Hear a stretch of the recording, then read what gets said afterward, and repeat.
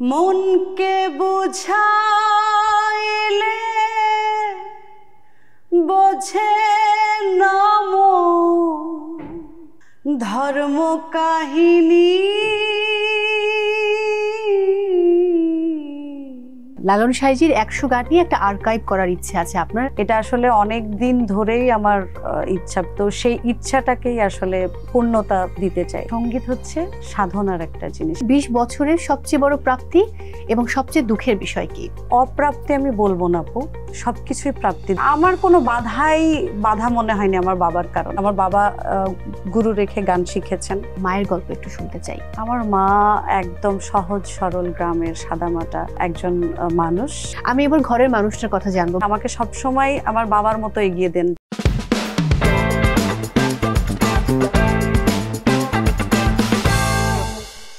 মনকে বুঝাইলে বোঝে না বুঝাইলে বোঝে না ধর্ম কাহিনী।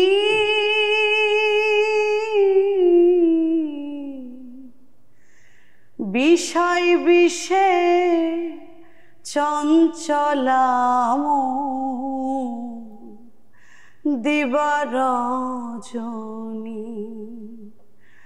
বিষয় বিষে চঞ্চলাম দিবারজনী।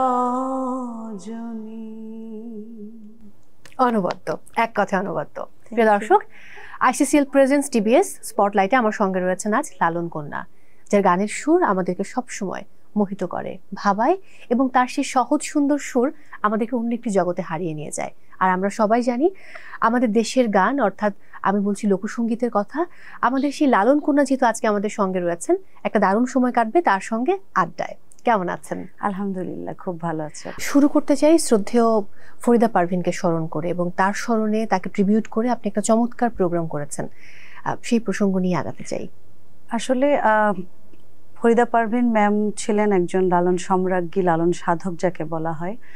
তো আমরা রিসেন্ট তাকে হারিয়েছি, তার প্রতি শ্রদ্ধা। তো তার প্রতি পরম শ্রদ্ধা থাকবে। এবং এই মানুষটাকে হারিয়ে আমি বুঝেছি যে আসলে এখন যেটা অনুভব বা উপলব্ধি করছি, যে এই মানুষটা থাকলে হয়তোবা তার সান্নিধ্যে আরো বেশি থাকতে পারলে হয়তোবা নিজেকে ধন্য মনে করতাম, আরো সমৃদ্ধ। এবং উনাকে ট্রিবিউট করে আমি অনেকগুলো চ্যানেলে লাইভ করেছি, এবং আমার সাথে ছিলেন শ্রদ্ধেয় গাজী আব্দুল হাকিম স্যার।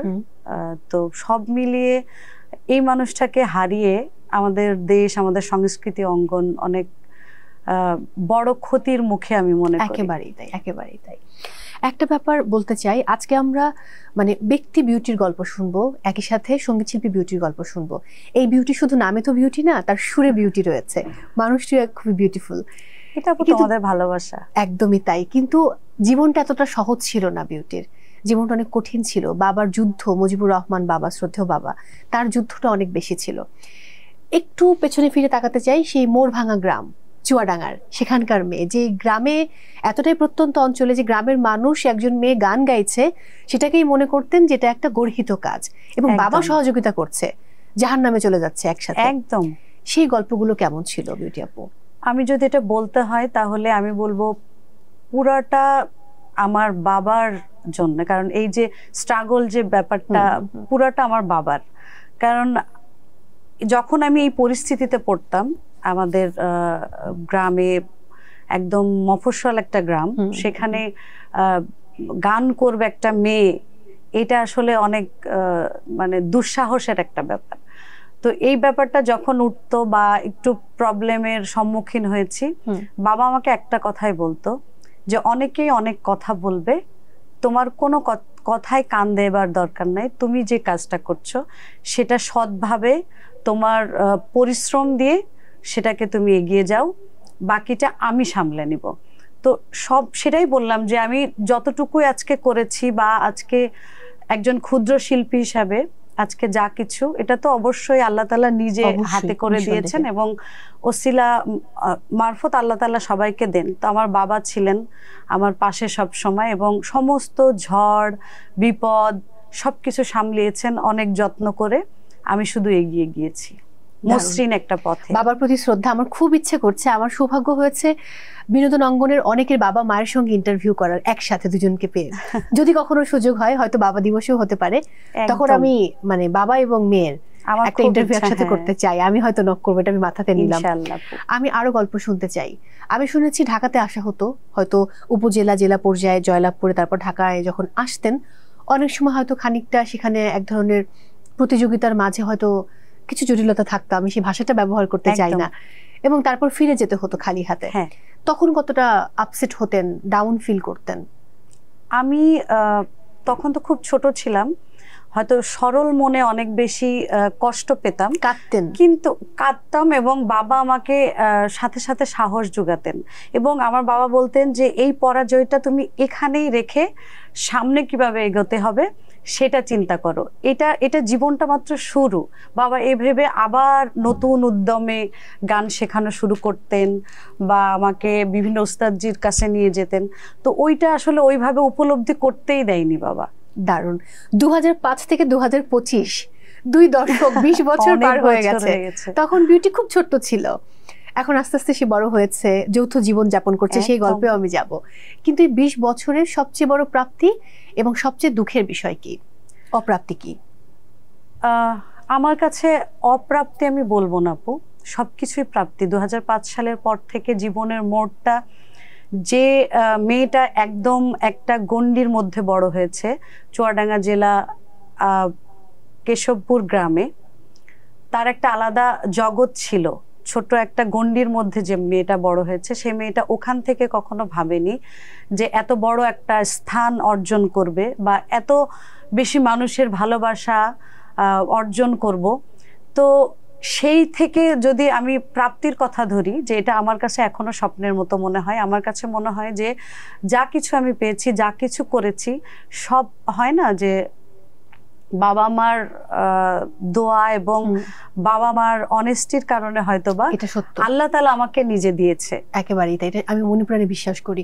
এবং আপু আমি না ওই যে নেগেটিভিটি বা আমার অপ্রাপ্তি এইগুলো নিয়ে আমি বসে থাকতে চাই না। আমি 2005 সাল থেকে অনেকটা বছর হয়ে গেছে, হয়তোবা এটা ঠিক প্রত্যেকটা শিল্পীর জীবন একটা ন্যাশনাল অ্যাওয়ার্ড বা বড় বড় অ্যাওয়ার্ড হয়তোবা আমার ঝুলিতে নেই, কিন্তু আমার যেটা রয়েছে যে মানুষের একদম ভালোবাসা, নিখুঁত ভালোবাসা, যেটা আপু যেখানে যে ভালোবাসা কিনতে হয় না একদম। এবং আমি এখনো দেখেছি যে আমার গান শুনে কোনো মাঝখানে আমার মনে আছে একটা চ্যানেলে লাইভ করতে গিয়েছিলাম, সেই চ্যানেলের মালিকের মা 2005 সাল থেকে আমার ভক্ত, গান শুনে। আমি ওই দিন উপস্থিত হব বলে উনি রাত জেগে আমার সামনে বসে পুরো লাইভটা দেখেছেন এবং আমাকে বুকে জড়িয়ে আবার কান্না করেছেন। তো এই ছোট ছোট প্রাপ্তিগুলো আমার কাছে অনেক বড় প্রাপ্তি মনে হয়। একেবারেই তাই, এটা ভাষায় প্রকাশ করা যাবে না। আমি শুনেছি গ্রামে অনেক ধরনের অসহযোগিতার মূলক আচরণের শিকারও আপনাদেরকে হতে হয়েছে, কিন্তু যখন বিউটি এরকম স্টার হয়ে গেল, সবাই জানলো তিনি একজন তারকা, একজন সঙ্গীত তারকা, তখন কি গ্রামের সবার দৃষ্টিভঙ্গি বদলেছিল নাকি একই রকম দৃষ্টিভঙ্গি রয়ে গেছে? না, একদমই না। কিন্তু আমার কাছে যখনই আমি 2005 সালে আমাকে প্রথম টিভিতে দেখেছে, যে মানুষগুলো হয় না অন্তরালে তো অনেক নেগেটিভিটি থাকে, কিন্তু আমি দেখেছি যে এখন যখন আমি বাড়িতে যাই বা তাদের কাছে আমি গিয়েছি এই প্রতিযোগিতা শেষ করে, সেই সকল শ্রদ্ধাভাজন, আমি শ্রদ্ধা রেখেই বলতে চাই, তারা এসেই আমাকে যে ভালোবাসাটা দিয়েছেন, আমার মাথায় হাত দিয়ে দোয়া করেছেন, এইটা আসলে আমার মানে আমি মনে করি আমার সবথেকে বড় প্রাপ্তি।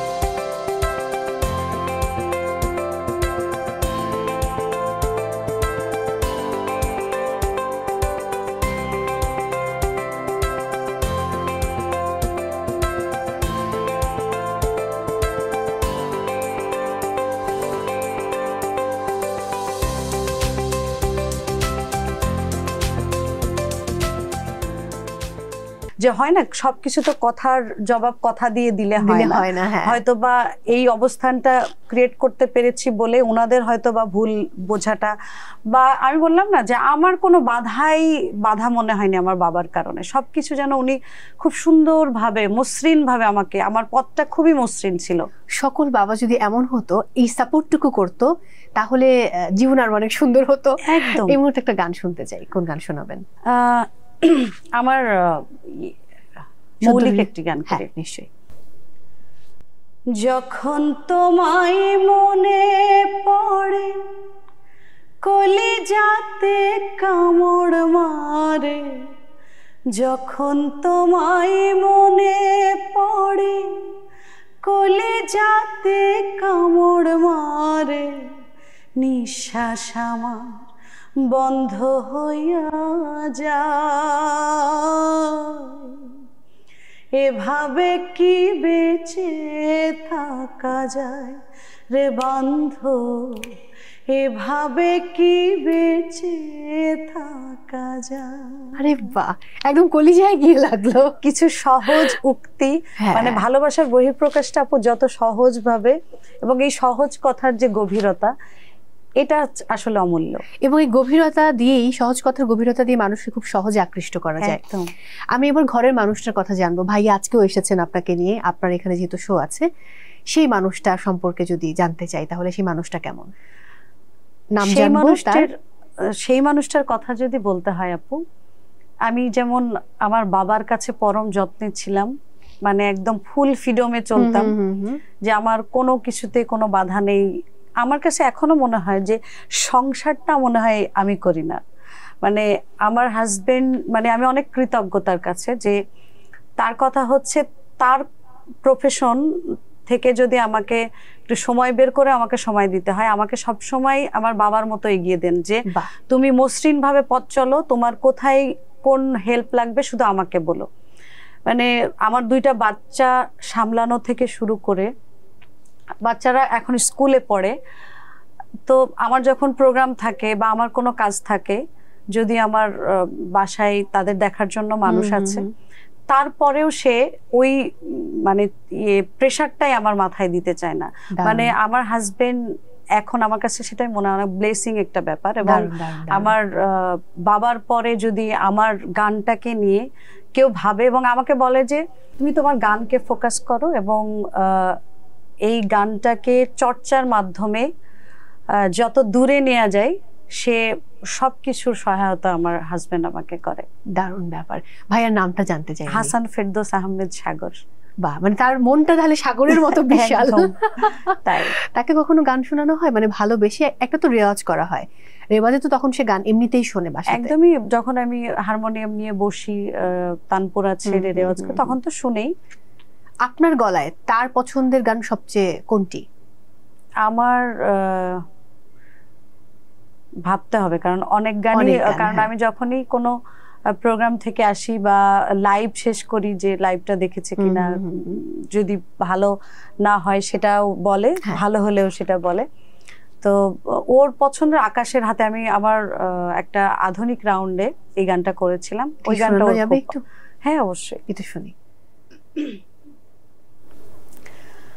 আকাশের হাতে আছে এক রাশি নীল, বাতাসের আছে কিছু গন্ধ, রাত্রির গায়ে জলে জোনাকি, তটিনীর বুকে মৃদু ছন্দ। আকাশের হাতে আছে এক রাশি নীল, বাতাসের আছে কিছু গন্ধ, রাত্রির গায়ে জলে জোনাকি, তটিনীর বুকে মৃদু ছন্দ। Thank you so much. 100 গান, লালন সাইজির 100 গান নিয়ে একটা আর্কাইভ করার ইচ্ছে আছে আপনার, একটা নিজের গাওয়া এবং তার এবং আমার নিজের চ্যানেলে, সেটার কতদূর এগুলেন? আমার 10টা গানের রেকর্ডিং কমপ্লিট। এটার মিউজিক ভিডিও গুলো শেষ হয়নি, শেষ হলে আমি আমার চ্যানেলটা সবার সামনে লঞ্চিং করব এবং আমার নিজস্ব চ্যানেলে 100 গান থাকবে লালন শাহের বা তার বেশি থাকতো, কিন্তু আমার যে টার্গেটটা আর কি 100 গান, এটা আসলে অনেক দিন ধরেই আমার ইচ্ছা, প্রায় আমি প্রথম থেকেই বলে আসছি। তো সেই ইচ্ছাটাকেই আসলে ইচ্ছার পূর্ণতা দিতে চাই। সন্তানদের নিয়ে পরিকল্পনা কি? তারা কি গানে আসবে নাকি তারা তাদের মতো তাদের পছন্দ অনুযায়ী জীবনযাপন করবে? যেমন ওরা, আমি যখন তানপুরানি রেওয়াজ করি বা গান করি তখন আমার পাশে এসে খুব যত্ন সহকারে বসে, জানে যে আম্মুকে ডিস্টার্ব করলে সমস্যা, আমার সাথে গলা মিলাই। তারা গানকে খুব পছন্দ করে এবং এখনই আমার 2 ছেলে, আমি যে গানটা গাই ওদের শোনাই। আমার ছোট ছেলেটা বিশেষ করে রাহিল বলে, আম্মু তোমার এই গানটা খুব ভালো হয়েছে। তারপরে গান শিখে তাদের স্কুলে যে প্রতিযোগিতাগুলো হয় সেখানে কিছু ছড়া গান থাকে, সেগুলো ওরা আমার কাছ থেকে উঠিয়ে নেয়। এবং আমার যেটা ইচ্ছা আপু, যে গান নিয়ে এখনই ওদেরকে এত বেশি প্রেশার ক্রিয়েট করতে চায় না, বা আমি এখন ওদের যে শিখাচ্ছি তাও না। আমার কাছে এখন হচ্ছে পড়াশোনাটাই ওদের ফার্স্ট প্রায়োরিটি। এবং আমি যেটা মনে করি যে সঙ্গীত হচ্ছে সাধনার একটা জিনিস, এবং সাধনার থেকে বড় কথা যে গড গিফটেড একটা ব্যাপার। তো ব্লাডে থাকতে হয়, যদি সেটা থাকে, যে কোনো প্রতিভা যদি আল্লাহ প্রদত্ত না হয়, সেটা আমি হাজার চর্চা করেও কিন্তু সেটা হয় না।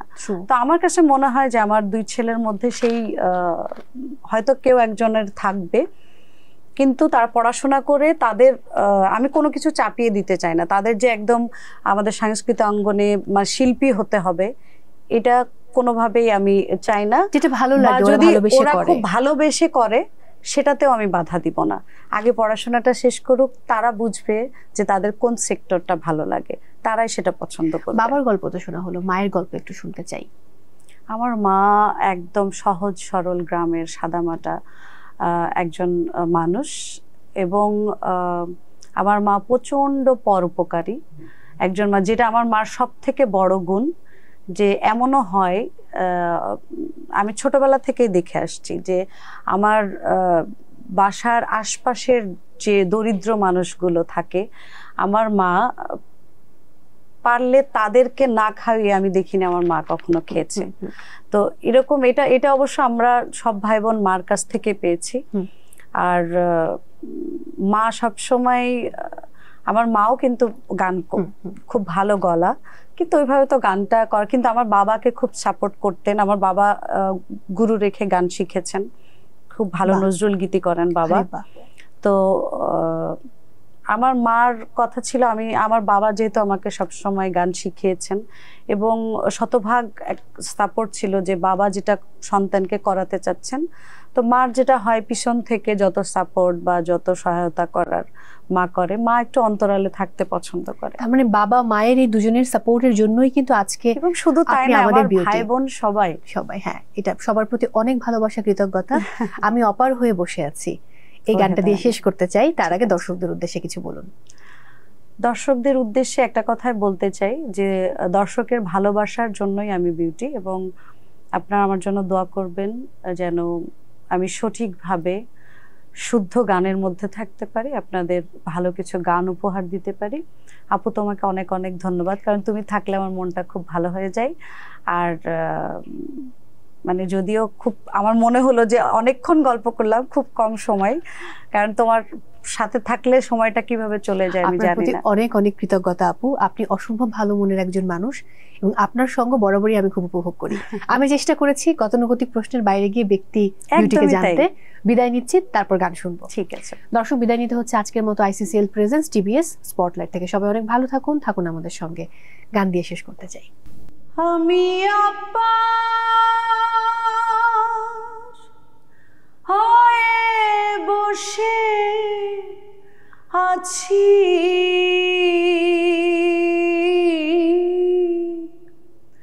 ওহে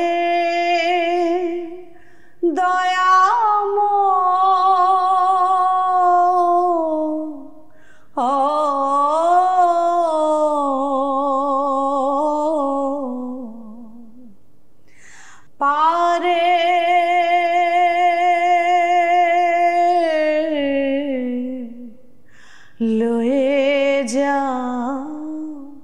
আমার পরে লয়ে যাও আমার।